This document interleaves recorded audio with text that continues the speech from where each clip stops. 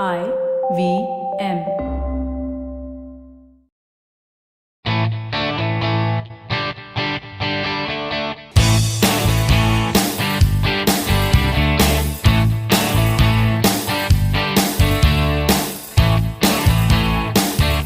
Hello and welcome to a brand new episode of the Musafir Stories, India's very own travel podcast, where each week we share the journey of travelers in their own words and relive their experiences with you, our listeners.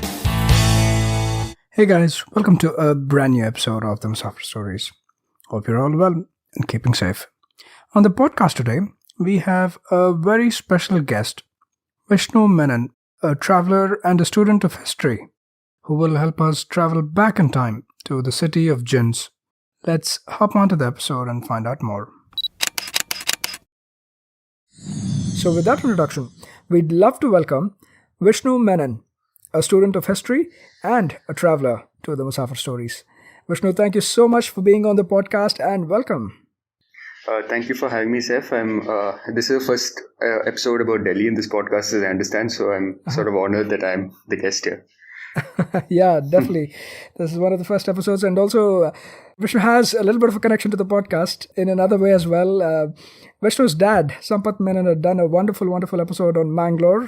It's been a few years now. We'll definitely link it in the show notes too. But yeah, we do have a connection there, and maybe this is the first time as well where we do have father-son duo who have actually been on the podcast. So thank you, Vishnu. It's really our pleasure to have you on the podcast. And like you mentioned, it is going to be a very special podcast, I have a feeling. But before we get into the specifics, the intro I gave about you was very brief and concise. So why don't you speak a little bit more about yourself and what you do? Thank you. So I really don't have much more to add because I'm a student currently at Ashoka University, which is in Sonipat, Haryana, close to Delhi. Mm-hmm. I go to Delhi really often because I'm a student of history, and of course Delhi has so many things for a history student to see, and it also has lots of food at a cheap price, which is again the student part of history student. Since last year I've been running a page on Instagram called Charitra Sanchari, where I travel to monuments or historical sites wherever I happen to be, and I sort of take photos about them and write about them in English and Malayalam. So I've roamed around in Delhi a lot to, sort of find content for my page. Wonderful. And we've been a follower of Vishnu's Instagram handle as well. And all of the wonderful things he's been posting, it got us really intrigued. And that's how this episode came into being. So before I kind of give away too many details, why don't you tell us where you're taking us and the listeners to today on the podcast? Of course. So I'll be taking you guys to a large city, which used to be as famous for its multitudes of Jain temples and Sufi saints as it was for the gross displays of wealth and the decadent food which was enjoyed by the ruling class over there. It's a place where the king would give out elephants as gifts. It's a place where hundreds used to flock to a footprint of the Prophet Muhammad. So which city do you think I'm talking about? It's actually Delhi. Yeah. I think it's definitely one of a kind, and it's been that way also, right? So many layers and layers and layers within, and if anybody's wondering why being a travel podcast based on India, we haven't covered Delhi this far, it's because of this very reason that that's so many layers that we just couldn't narrow down on a person who could cover and do justice. And again, a big disclaimer right at the beginning, this is not, we're not saying this is an exhaustive coverage of Delhi or part of Delhi or anything. This is a view of Delhi from Vishnu's perspective. That's what it is. And Vishnu, you tell us what way you're taking us to, and give us a little bit more background. I might have cut into your introduction of Delhi too. As I've said, again, I'm an outsider. I was born and raised outside Delhi. I've only been here for the past 2 years for my college, and I don't speak Hindi like a native also. So I have roamed around a lot, and with what Hindi I know, which I like to think is decent, I have talked to a lot of people also.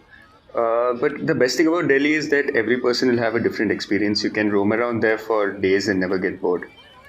When I'm talking about Delhi, we're specifically talking about Shahjahanabad, which is known as Old Delhi, even though there are older Delhis, which we will get to in a bit, but which is called Old Delhi, and it's a place which contained the best of Mughal architecture. I'm saying contained because a lot of it was destroyed both during the invasions by Nadir Shah, the Afghans and the Marathas in the 18th century, and then later, finally, during the British fighting in the 1857 revolt. But what remains is still magnificent. There's a lot of cultural, there's a lot of architecture. There's also a lot of cultural heritage which has stayed back. And of course, there's delicious food and a lot of shopping over there. Yeah, wonderful. And Vishnu, when we're talking about Delhi again, it tends to have extreme of both temperatures, like winters can be brutal as well as summers, we all know about. When do you suggest is a good time to go and explore Old Delhi? So I'd say that October and February, March are the best months because it's a time when it's transitioning from the heat to cold. So it's a sort of like Bangalore weather during those times. You won't sweat. It's pleasant. If you don't mind the cold, of course, November, December, Jan, you can go. Since I was born and raised on the coast, I'm used to heat and humidity. But as I've said, the temperatures are really extreme. They go up to more than 40 degrees in the summer, and they drop to around 2 degrees at nights in winter. So it's best to go during October, February, March. Okay, wonderful. And also, you briefly mentioned about how historically also how significant this place has been. One of the things I latched onto was this is Old Delhi of the older Delhis also that have been around, right? So do you want to give some historical context about the place as well, about Shahjahanabad as well as the region in general? Yeah, of course. So I'll just give a brief overview of the cities of Delhi. So Delhi is actually much older than people think it is. Everyone sees it as a Mughal capital, but even archaeological excavations go back to the Stone Age and really proto-historic periods like the Harappan Age. It's even mentioned in mythology that you might know the incident from Mahabharata where Krishna tells Duryodhana to give the Pandavas 5 villages to rule. And one of them is Indraprastha, which is considered to be modern-day Delhi. The oldest historical city of Delhi is called Lal Kot, which means Red Fort, but this is much older. It was established by Tomar Rajputs. The second one is Qila Rai Pithora, which is also Tomar Rajput place.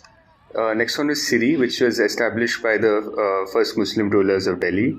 After that was Tughlaqabad, Jahanpana. There was Firozabad, which, as you may know, Firoz Shah Tughlaq moved his capital south to Daulatabad or Devgiri, and then moved back to Delhi, where he established Firozabad. Then there's Deenpana, which was Humayun's city.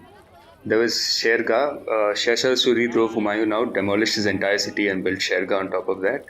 And then comes Shahjahanabad, which is our topic of interest today. As the name suggests, it was founded by Shah Jahan. So the Mughal rulers had interests in the fine arts, for example. Jahangir was an appreciator of painting. Akbar, as he is famous for, was an appreciator of religious debates and literature, even though he was illiterate. Similarly, Shah Jahan was a great fan of architecture. It was said that he used to enjoy having his nobles bring him blueprints and plans of buildings in their provinces or buildings they were planning to build. When Dara Shikoh and Afzal Khan, who was an important officer at those times, built new buildings like Dara Shikoh's palace and such, they took him there to view it because they knew he loved it. Also at the time, which the time we're talking about is 1630s, at that time Agra was the imperial capital. Right. But the thing is, Agra was established on a strip of land around the river, and there were lots of problems with erosion, which were causing a lot of structures to crumble. So a mix of this and a mix of Shah Jahan's appreciation for architecture and a mix of every ruler's wish to have their name immortalized, Shah Jahan decided this was a great time to build a new city, and he went to Delhi. So Delhi hadn't been a capital city of anywhere for 100 years at this point, which is around 1639. Since Ibrahim Lodi was defeated by Babur. It wasn't the capital, but it already had lots of reverence by people as the historical capital of so many great kings and the center of pilgrimage because there's a lot of famous dargahs over there, the most famous being, of course, Nizamuddin's. Besides this, it also occupies a strategic position. It's both in the Indus and the Yamuna's watersheds. It's on the bank of the Yamuna itself. So Shah Jahan in 1639 started construction over there on the banks of Yamuna in Delhi. And then by 1648, that's when the inauguration, so to speak, of Shahjahanabad happened, the inauguration of the Red Fort. It was a grand affair. There were singers and performers from all over South Asia and Iran. the things that decorated all the buildings in the Red Fort, like there were silks from China, ornaments from Turkey, and of course singers from performers from all over the world. And of course, there were so many guests. And Shah Jahan freely distributed gifts. For example, he gave Darishko an elephant on this occasion. This isn't a history podcast. I've been digressing a lot. So, suffice it to say, Shah Jahan established one of the grandest cities in the Indian subcontinent at the time. He also gave a lot of plots of land to subordinate princes and amirs to build their own mansions. And each mansion itself was a massive affair. There was the person's house, there would be a temple or a mosque depending on their religious leanings, and there would be a whole sort of village and even bazaars around it, which were dedicated only to retainers of that mansion. So European travelers, you find writing about the wealth of it and saying that, each mansion is the size of a European township at that time. Yeah, truly, it is one of a kind, right? And like you rightly pointed, it is such a unique confluence too, which has both sides of the spectrum, right from the materialistic to the capitalistic side to the spiritual side as well, in the form of Sufis and dargahs and the religious aspects of it as well. So really, really a unique combination. But we are going to add more things about the city itself and the outline of the city. Sure. So the part that's Shahjahanabad is actually what was the old walled Mughal city. Like the fort, there were massive walls which stretch from the banks of the Yamuna all around the limits of where it is. And there were 7 main gates which were named after a place they opened to. There's Kashmiri Gate, which still stands today near the bus terminal, Mori Gate, Kabuli Gate, Ajmeri Gate, Turkoman Gate and Akbarabadi Gate. There are also 3 ghats because it faced the Yamuna on one side. There were 3 ghats for Hindus to cremate their dead, which are Nigambodh Ghat, Raj Ghat and Qila Ghat. So Nigambodh Ghat is still there today and still serves its original purpose. There's a temple there which they say was established by Yudhishthir. It's called Neela Chhatri Temple. Raj Ghat is famous today as the site where Mahatma Gandhi was cremated, and it has the samadhis or memorials for most of the great early Indian leaders. So Gandhi is there, Lal Bahadur Shastri is there, Nehru is there, Indira Gandhi is there. Qila Ghat, I'm not sure. I haven't been able to find out anything about its fate, but it's probably just renamed and it's further around the river. Okay. Yeah, a lot of things have kind of changed. Now, in terms of how the city itself was built out, right? Like I said, for about 100 years before, it wasn't the capital as such until Shah Jahan decided to move here and build the city around this.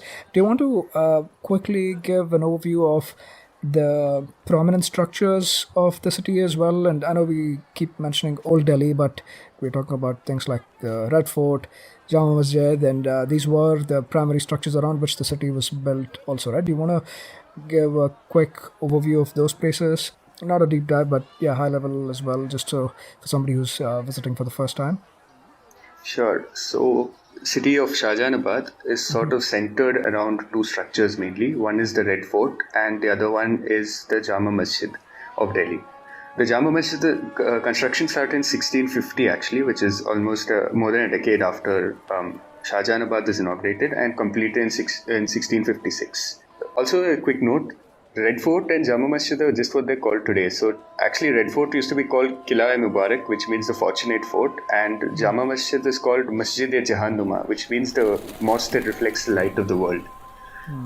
A Jama Masjid is a type of mosque, so that's why it's called that today. The Red Fort and Jama Masjid face each other because the emperors, until Aurangzeb, the emperors would go and from the Red Fort up to Jama Masjid to pray. There used to be relics of the Prophet Muhammad which were brought from, I think, Kashmir or someplace, which were in the north gate of Jama Masjid. And it used to be much more richly decorated than you see it today. Same goes for Red Fort, of course. A lot of the palaces and such inside the fort were torn down and replaced by barracks after the 1857 revolt. After Jama Masjid, there were 9 major mosques which were established by amirs, noblemen, and begums, who are the wives of the emperors. Out of which Fatehpuri Masjid, which faces the Red Fort on the other side of Chandni Chowk, is the best known. And there were numerous other mosques, havelis, temples, which you'll find if you go roaming around these streets. There also used to be a canal down the center of Chandni Chowk, and lots of trees, which you can't imagine today if you go there. But it used to be a very cool, leafy place. But unfortunately, a canal, of course, it choked in the 18th century itself, and a lot of the trees were demolished as the city started to expand. Yeah, I think I read a very interesting tidbit about Chandni Chowk, right? How it got its name as well, right? Like these canals, I think at some point they would form an, I wouldn't say a pond necessarily, but almost like a little fountain or a area like that, and you could see the reflection of the moon in that, and that's how like it got its name, is what I read. Any background to that, Yeah. Vishnu? Yeah, what you said is exactly right. Actually, the entire road wasn't called Chandni Chowk. That's just what we call it now. So in the past, the road from the Red Fort until the center of the market used to be called Urdu Bazaar, where Urdu means military camp. At the center, as you mentioned, Sir, was the fountain where the light of moon would be reflected, and that was called Chandni Chowk. And then when you go from the center up till the front of Fatehpuri Masjid was where it was called Jahanara Begum Chowk. So it actually has 2-3 names which are sort of pushed out or displaced by the name Chandni Chowk. And I believe it was Jahanara Begum that undertook the construction. Like this area, Chandni Chowk, was built by her. I understand, right? Yeah, it was developed by her as a market. Yeah, There's the Delhi town hall now, which used to be her sarai, caravan sarai for merchants who are visiting from afar. And it's apparently one of the grandest buildings to rival the Red Fort and the Jama Masjid, but that was pulled down and replaced with a town hall in the British times. yeah. A lot of different layers here, and I think if we get into this, we'll start sounding like a history podcast. So we'll make a quick diversion here. And look at it more from a perspective of somebody who's visiting here, and what sort of experiences, what sort of places, etc. one might be able to see and feel. So from that perspective, I know you've done a great job in setting out the context and what to expect once somebody gets here. But what I was saying is, for somebody who's visiting here, maybe they're looking to explore the part of the city, they do have time to spend beyond the popular monuments in Delhi that usually first-time visitors go to, right? Some of them we already mentioned, like the Red Fort, like the Jama Masjid, and maybe Qutb Minar and places like that. But if somebody has more time to explore Old Delhi, Yeah. what would be the best way to get around here? Because this is also a very densely populated region of the country too, right? Yeah. Well, the first question is, of course, how to get to there. I wouldn't really recommend staying in Old Delhi because most of the places to stay are like lodges and rooms, the sort. Except for one, there's a place called Haveli Dharampura, which is a restored 19th century Haveli. And it's now a very upscale hotel, so it's quite expensive, and they give you the full experience, like how you have those fort hotels in Rajasthan and such. But besides that, there aren't really good places to stay in Old Delhi, so it's better to stay nearby and take a metro to Old Delhi. There's several stations depending on where exactly you want to get off. Once you're there, the streets are so thin, the best thing to do is walk. And there's a lot to see when you're walking. There's a lot to see, there's a lot of food stalls, so there's a lot to eat also. You won't be bored at all. You can walk for hours within the gullies. Of course, you have to be careful, especially if you're a woman or if you don't know how to speak Hindi properly. You have to be careful at some places, but most of it is quite safe, and the people are very helpful as well. Okay, wonderful. So yeah, that was one thing I can definitely vouch for. In my time there too, we made sure we walked as much as possible. So that might be the best way. There's only caveats being, yeah, what time of the year you visit there, depending on that too. You may have to be appropriately dressed as well. When I say appropriately dressed, I mean to say more like warm clothes or good walking shoes and things like that, not necessarily being modestly dressed as such. But yeah, quickly going back, right? In terms of the types of things we see also, you've already set a great context that the history literally has been a confluence and a melting pot of people from different places, religion, just going back, right? There's so many versions of Delhi itself. So I'm sure there's remnants and places of significance, etc., that are there. And some of them might actually have kind of gotten blended into the existing structures and the existing establishments as well. So as you walk about, what are some of the things one can explore? Do you want to start off, I don't know if you have a preference by starting with places of, let's say, historical significance, or other places like places of religious significance, temples or mosques and stuff like that. Anything in particular you'd like to start off exploring with us, Vishnu? Sure, if you want me to go in particulars, there's far too much, so I'll just give a sort of general overview. Yeah, sure. So a lot of structures, as I mentioned, were demolished during the 18th century raids in Delhi and also the 1857 revolt. But that still leaves a lot of material culture behind, even though a lot of it was rebuilt after a war. For example, of course, there's the giant Jama Masjid, there's also Fatehpuri Masjid, but there's so many smaller mosques all over the place which have interesting local anecdotes connected to them.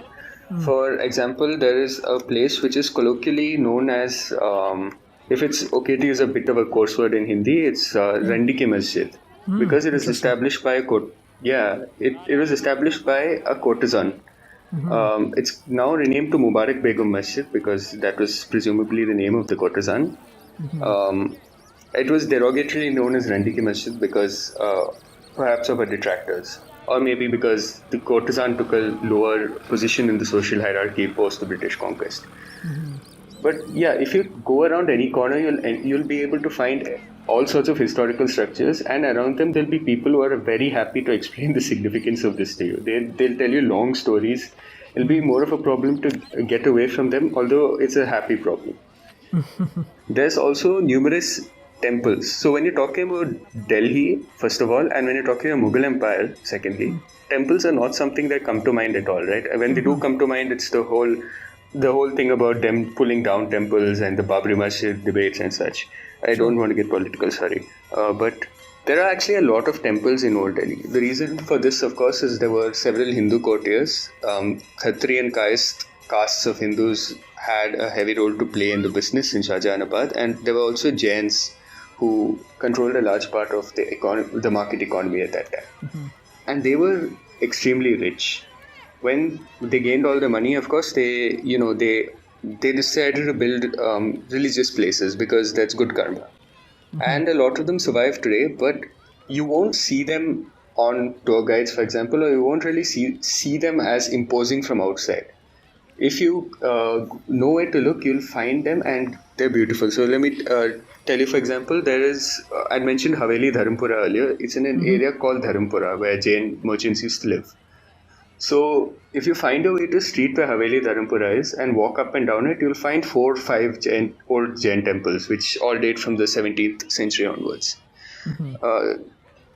And the insides are absolutely stunning. You'll have to sort of see it to believe it, but they're painted with gold. Like they've used gold paint. There's really good carvings. There's really good decorations. In one place where I went, they had Jain idols, small idols, which were carved out of precious stones, different precious stones. So like the Navaratnas, so like emeralds and sapphires and such, which they keep in a safe and just open for, to show people for darshan.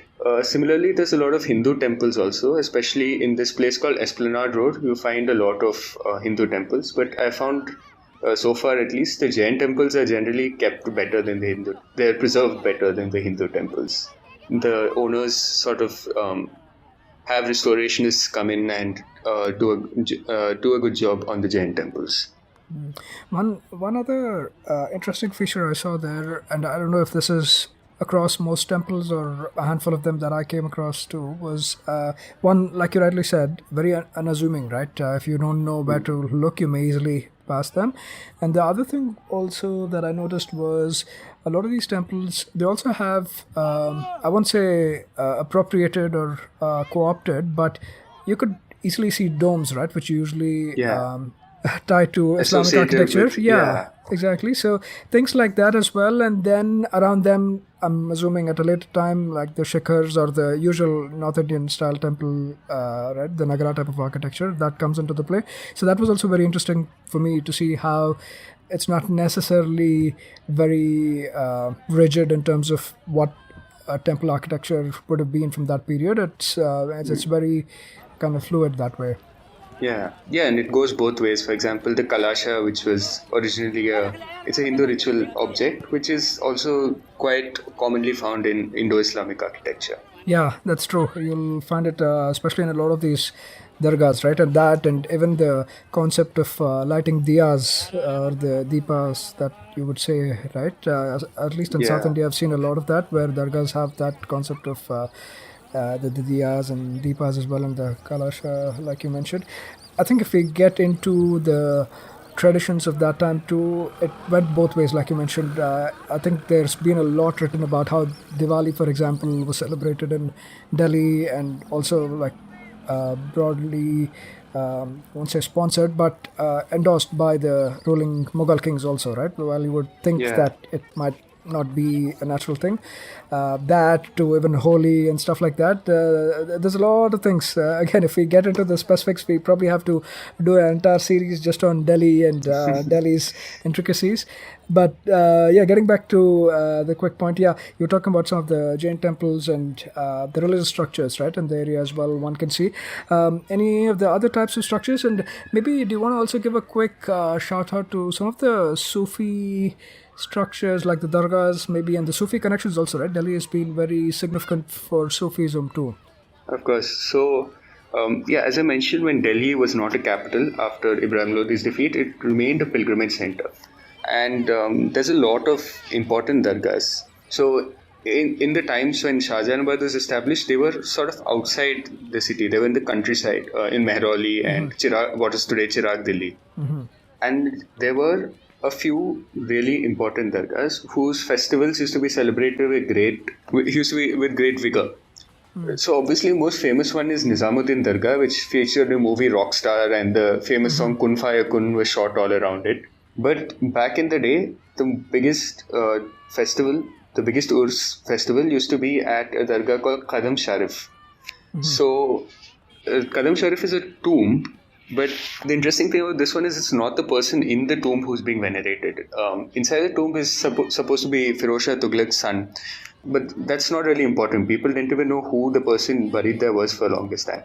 What's important was that Firoz Shah Tughlaq had sent a spiritual advisor of his to Mecca, who brought back what are said to be the footprints of Prophet Muhammad and installed them in this tomb of his sons. So that used to be a massive celebration because, of course, it's a relic of the most important person in Islam. So thousands of people, the noblemen and commoners alike from Delhi, would come to to Qadam Sharif to celebrate it.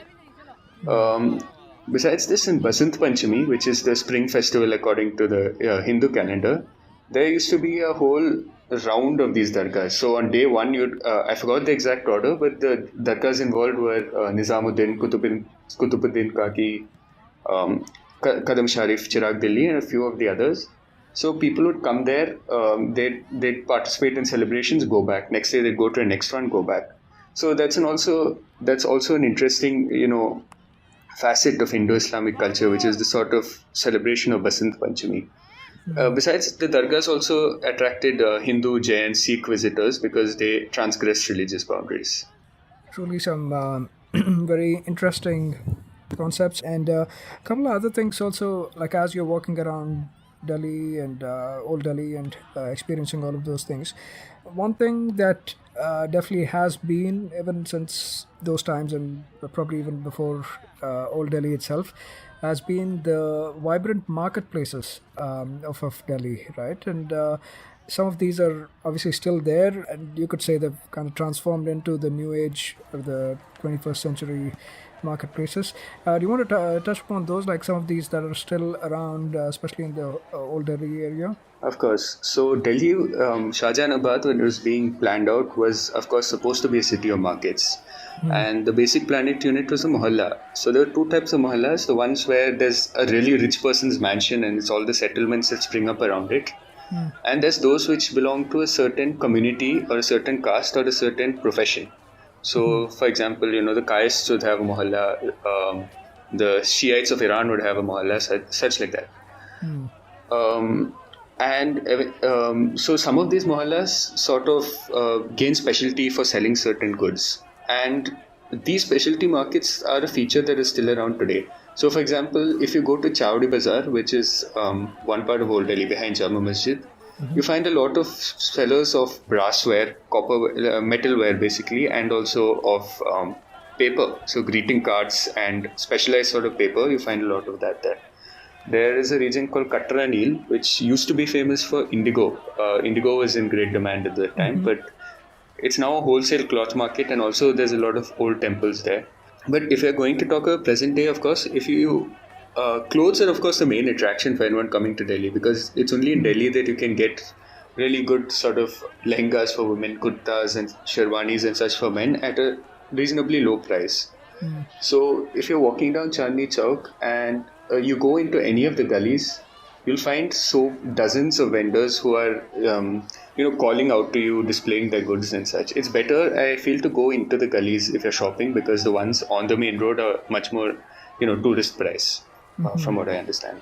So you get all sorts of clothing items there, ornaments there. There's also Lajpat Rai market, which is basically Delhi's Chor Bazaar. You get all sorts of rip-off goods there. I went with a friend a few months back, and he bought a Rolex watch from a guy who had a stall not even the size of a sink. So anything's possible once you get to that part. And of course, there's food, which will be covered coming up soon, I guess. Yeah, for sure. We'll again, that's another world in itself, right? So we'll leave a little bit towards the end to cover the food. And can you also talk to us a little bit more about, let's say, for example, Khari Paudi, right? The spice market side of the things. Yeah, can you touch upon that too? It's supposed to be a very large spice market as well, I understand. It's said to be Asia's largest spice market. So you get like wholesale and retail sellers of all sorts of spices, dates, raisins and such. When you go all the way to the end of Chandni Chowk, across a Red Fort, like where Fatehpur Masjid is, and take a left, you'll be in Khari Bauli. It's named after a stepwell, a Bauli that's somewhere in the area. You also get a lot of antiquities there, I've heard. You get like old coins and such by some street sellers. So it's interesting for those who want to, sort of try out Indian spices, which may be rare. Yeah, very interesting. And what about the other part of the town? Like, for example, Meena Bazaar also has a bunch of markets and sellers and stuff like that, right? Any experience walking around there, Vishnu? Yeah, Meena Market it's in front of the main gate of Jama Masjid. It's a massive sprawling bazaar that goes all the way to a main road, and it's extremely crowded. Compared to Chandni Chowk, it's a bit more difficult to walk there because of the crowd, and also it's not as covered as the sides of Chandni Chowk. So honestly, I'd recommend shopping in Chandni Chowk, but in Meena Bazaar you also get really good kebabs, so you can pick your priorities.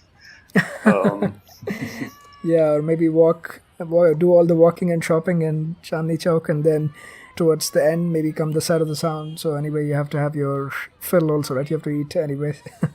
Yeah, maybe that might be a good part. And also I hear about the book markets as well that are pretty popular and pretty huge. You want to touch upon those too? Sure. So the bookmark, there's one book market in a place called Nai Sadak, which connects Chandni Chowk with Jama Masjid. But what you get there is mostly textbooks and school books and other sort of stationery items, wholesale and retail. But if you go a couple of kilometers south of Jama Masjid, you're still in Shahjahanabad. It's a place called Daryaganj. And every Sunday, there's a field there called Mahila Haat. It's not a field, a large open ground called Mahila Haat, where every Sunday a huge amount of booksellers descend upon it, and they not exactly stalls, they set out a large variety of books, all sorts of random books in all sorts of languages. Like I found Soviet era textbooks written in Russian. There is even like antiquity sellers. So for example, there was a person who was selling postcards which were from like the British era, and they were written in like archaic scripts like Landa, which are not used today in North India. So you can spend hours there just looking at all the huge collections of books they have. You'll find books which probably were for older people, which were published which you might remember from your childhood, which were published really long ago and sort of perhaps decommissioned. Or maybe there's a book you read ages ago and you forgot all about, and then you see it there and all the memories come rushing back. So Daryaganj, if you're there on a Sunday, it's a must visit. Yeah, probably can spend the whole Sunday or part of a Sunday just being lost in the sea of books. Yeah. Yeah, So for for sure. book lovers, it's definitely a must check out. But yeah, it just gives you a sense of the different types of markets also that have existed over the years, and the varieties, right? Like everything from spice to cloth to metalware to now books as well. We've covered off. There's just so much variety, and obviously you may want to sample some of these. And Chandni Chowk might be a good area, right, to kind of get a experience of a bunch of these markets without having to like really move from place to place. Yeah. And as we kind of were getting towards the conversation anyway, in the like a few minutes ago, as you're walking around, I'm sure you have to re-energize and refill, right, the tummy. Yeah. Food is it's never, or options of foods is never a question in Delhi, right? There's all types of foods available. What would you suggest? Like, what are some of the options one might have while walking around Old Delhi? Yes, Delhi, of course, is a cosmopolitan place, but when you come to Old Delhi, you find foods which are more, let's say, traditional North Indian in the form of, let's say, Mughlai and chaats and such. What I've noticed is generally Chandni Chowk side eateries are vegetarian, and when you go more towards the Jama Masjid side, you find more non-vegetarian eateries. So, if you're starting from the Chandni Chowk side, there you get really good chaats. There's a shop called Nataraj where they serve dahi balla and aloo tikki, which are apparently the best in town. I haven't gone there as of yet. There are so many shops where they sell kachoris and other chaat items, and almost all of them you'll uniformly get really good food. Then, of course, there's sweets like lassi, there's rabdi, there's kulfi. All those are good. There's one specific place called Old Famous Jalebi Wala down Chandni Chowk, where they serve large jalebis with rabdi, and they're absolutely delicious. They're some of the best jalebis you'll have.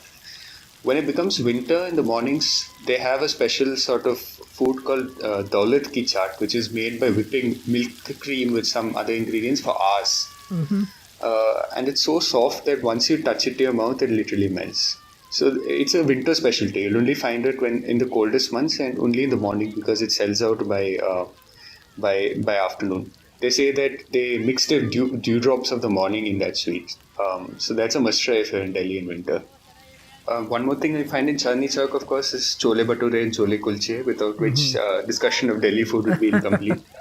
Yeah, for sure. Yes, so when you move towards the Jama Masjid side, you find a lot of kebab shops where they're grilling kebabs in the front, like facing the road, and all the smells come towards you. And you know how in old cartoons, like for example, Tom and Jerry, Tom smells a pie and goes floating through the air. Yeah, it's true. Yeah, it sort of feels like that whenever I walk by there. And they're also like very reasonably priced. Like for 100 rupees, you can get a plate of kebabs with rumali roti. So over there, when you go, of course, Sikh kebabs are a must try. There is Qureshi kebab, where you get these sort of kebab dishes. There's Al Jawahar, Rahmatullah, which are also both famous hotels for these. One of the gates are Jama Masjid, the West Gate. In front of that, there's a road where all sorts of eateries are there. Like most of the eateries are down that road. So when you head down that, you meet with a lot of famous restaurants. The most famous one being Kareem's. You must have heard of it, right? Yeah, it's the people who run it. They are supposed to be descendants of the royal Mughal cooks in the 19th century, and they wanted to bring the same flavors to a common person after Mughals got deposed. So it was founded more than 100 years ago, and it's been consistent since then. Although it's more pricey compared to other places. Then when you go down, there's Aslam's where they serve butter chicken. But butter chicken's not the sort of Punjabi creamy curry. It's literally chicken slathered in butter. They put like half a slab of butter to submerge the grilled chicken. It's so soft that it sort of falls apart on your touch. Like you can demolish a plate within 5 minutes. Interesting. Yeah. Also, like you said, sounds like it's very different to the usual Punjabi style butter chicken that we tend to associate with Delhi. Yeah. Butter chicken, that's why butter chicken also is invented in Delhi in a restaurant called Moti Mahal, which is now a global chain. There's also Nihari. Nihari is a really thick, fatty curry, and that which is served with tandoori roti, and you get really good ones in a place called Hilal, which is down a side street again.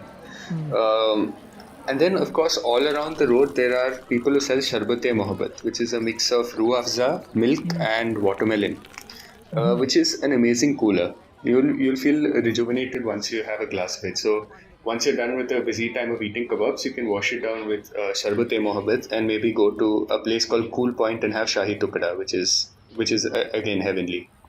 That is, if you have enough room in your stomach. But yeah, I do completely agree on the need for washing down after you've had fatty and rich non-vegetarian dishes that you just mentioned, right? And very interesting Yeah. name too, right? Sharbate Mohabbat. Yeah. There's a lot of shops which say Sharbate Mohabbat, Sharbate Nafrat, which I feel is unnecessarily dramatic for a cool drink. Yeah, for sure. But yeah, does definitely sound something you need after all of the binging you do in these side streets of Jama Masjid, right? This is the Meena Bazaar area around that you're saying. No, it's the other side. It's the other gate from Meena Bazaar. So Oh, Meena okay. Bazaar is at the north gate. This is at the Okay. west gate. Of course, one disclaimer when we're talking about food is that not all the places have the most hygienic conditions where they're preparing it. So if you're coming from abroad where you're used to hygienic food or you have stomach problems, it's better to either have pills handle the stomach problems, or nowadays a lot of them have opened sort of more hygienic restaurants. Near the front of this road there are like covered AC restaurants for Al Jawahar and Aslam's, and Kareem's of course is also quite hygienic, so you could restrict yourselves to those places which also have delicious food. Yeah, I mean, we had a movie called Delhi Belly, so we don't have to talk too much about it, but definitely do use some caution, especially if you're not used to eating a lot of street side food and stuff like that. It might not be something that will go down very easily, right? So make sure you do take some caution. But yeah, all of this, like Vishnu mentioned, once you start to get the I don't know what words to use to describe the smells emanating out of these different eateries and them doing the grills outside. I'm sure on purpose, right? So people can get attracted to them. You literally start floating in Yeah. the air, and I don't know if there's any holding back after that. Now, having kind of touched upon like most of the aspects, right? As you're walking around, you see a lot of these different things, right? From the markets to the food places to historical structures, religious structures, places of the Sufis and stuff like that. Any other types of places or places of interest that you may want to call out that we may not have touched upon or sampled? Sure. There's I forgot to mention when it comes to eateries. There's also a new cafe I've heard about, which is called the Gumbad Cafe, and it's located on a rooftop with views of the Jama Masjid. So those who want to save their stomachs again could pay a visit there. Other than that, I think the most fun about roaming around in Old Delhi is sort of going around the winding lanes and not knowing what you're seeing around the corner. You'll find any sort of historical thing. You might find a sadhu or a fakir walking around even sometimes. So sort of the fun is just walking around and seeing what comes up, and you can make your own plans from there. Yeah, for sure. And one other thing that I also is an experience. I mean, not for the faint-hearted, but especially these really crowded streets, right? I think I tried this around the Chavdi Bazaar area. You can hail a rickshaw ride, right? And I'm not saying a tuk-tuk or a auto rickshaw. I'm saying these people who drive these rickshaws. I don't know if they're still a thing, Vishnu. They probably are, right? Where you can basically pay for somebody to drive you around or give you a ride around in a rickshaw where you just sit back. It's like maybe three people can sit at the back. Yeah, there's motorcycle rickshaws, cycle and bicycle rickshaws both.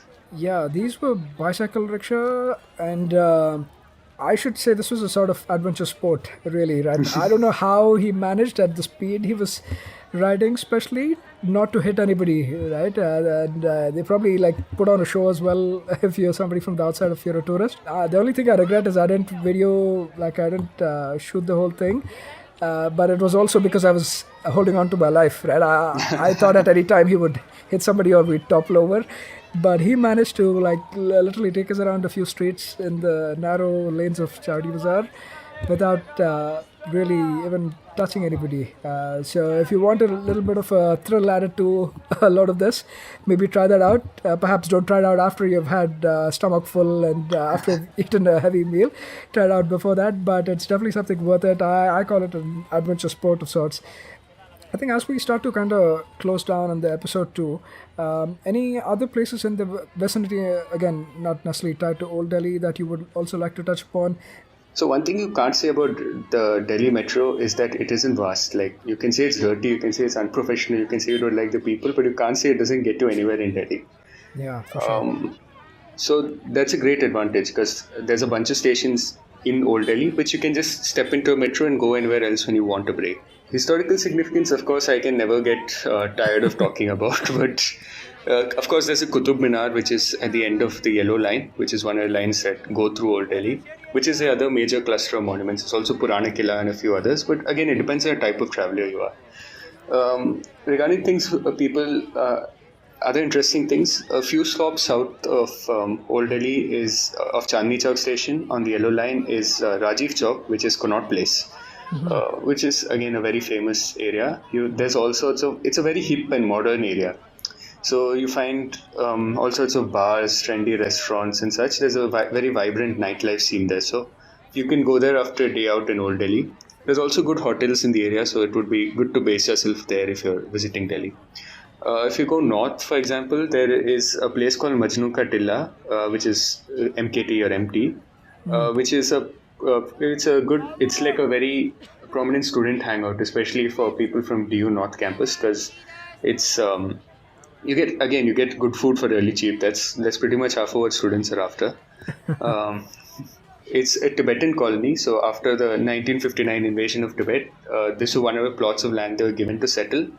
And they've opened a lot of restaurants and entertainment places. And so you get imported food like Korean and Japanese foods, Korean and Japanese restaurants where the chefs actually trained in these countries, karaoke bars and such.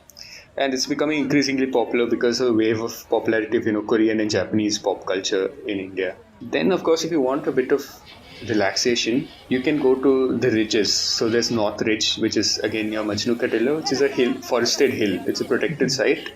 You see a lot of monkeys. If you go there in October, it'll be quite cool and it'll sort of remind you of trekking places else in more isolated areas of India.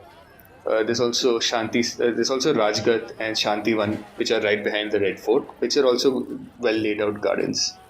But yeah, as you have mentioned several times, if we want to cover every aspect of Delhi, we'll be going on for days with a podcast dedicated to its own, so I'll stop here.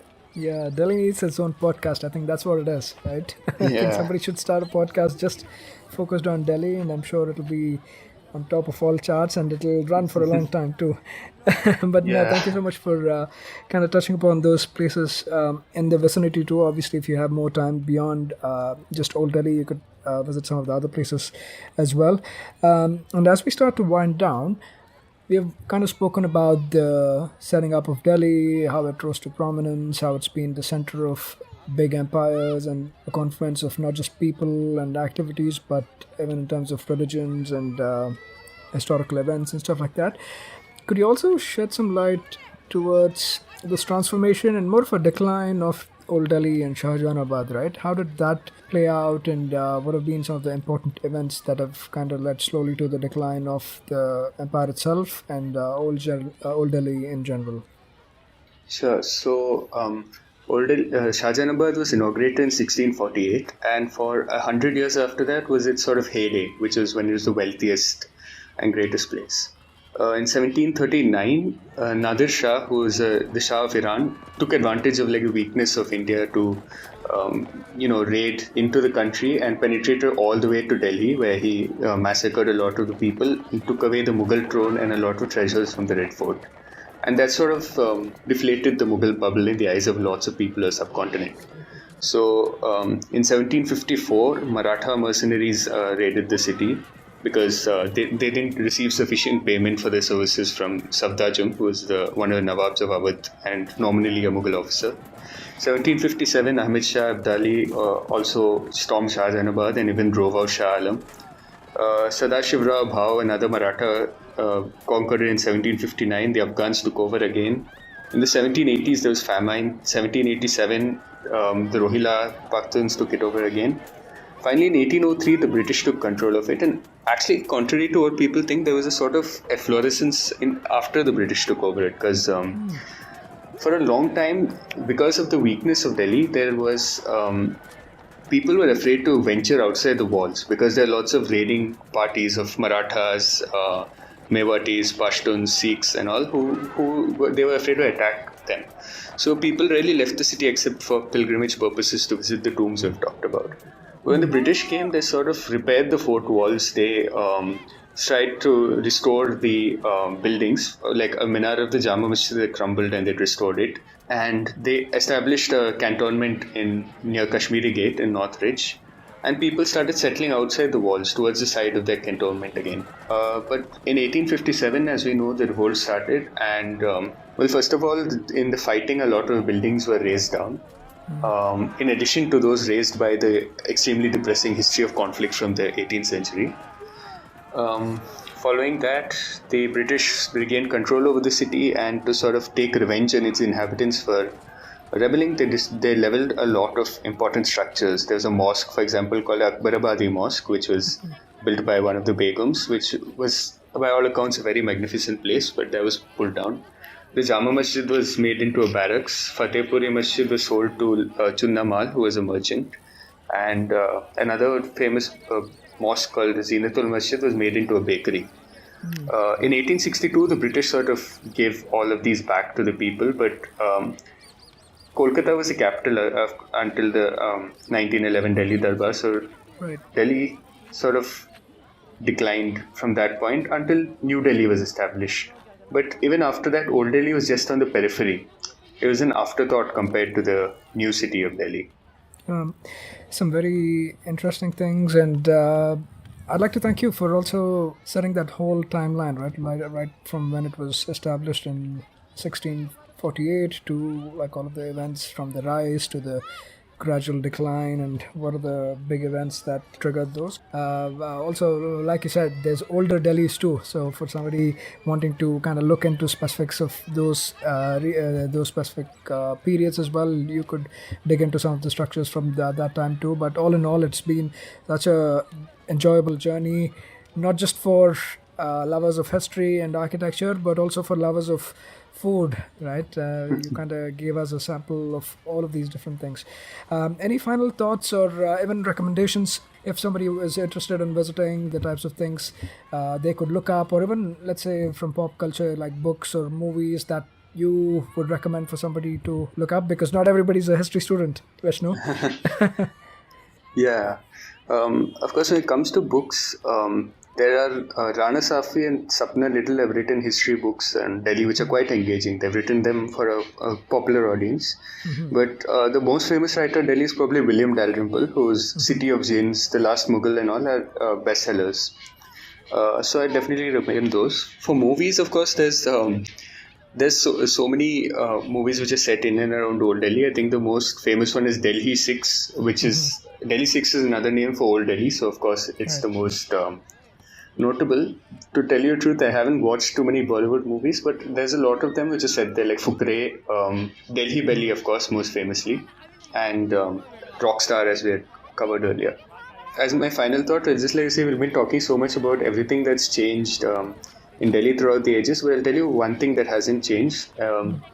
So there's this 18th century account of, Hakim, a Mughal Hakim, and he says that it's absolutely impossible to get through the lanes in Shahjahanabad because they're crowded so thick with people, and you're still going to find that if you go there. So you can be happy you're taking part in a 400-year-old tradition.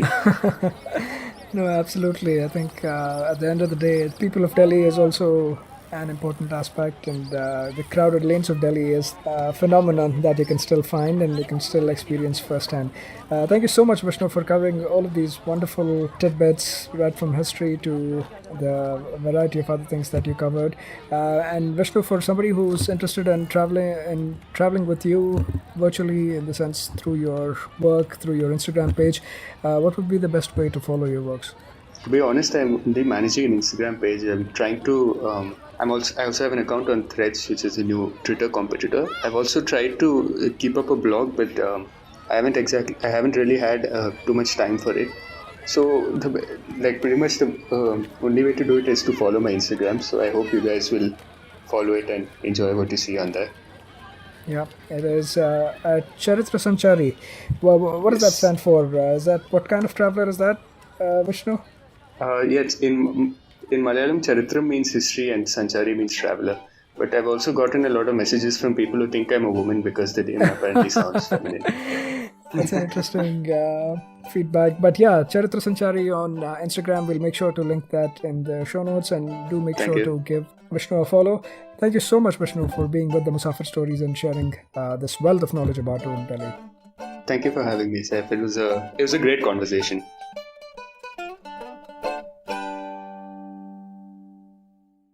That was yet another great episode on the Musafir Stories. Make sure to show us some love by sharing the podcast with your friends and family. We are on Instagram and Twitter at Musafir Stories. If you like this podcast, don't forget to check out other interesting podcasts on the IVM network. You can listen to us on the IVM podcast app or the website. Follow us on our social media. We are at IVM Podcasts on Twitter and Instagram.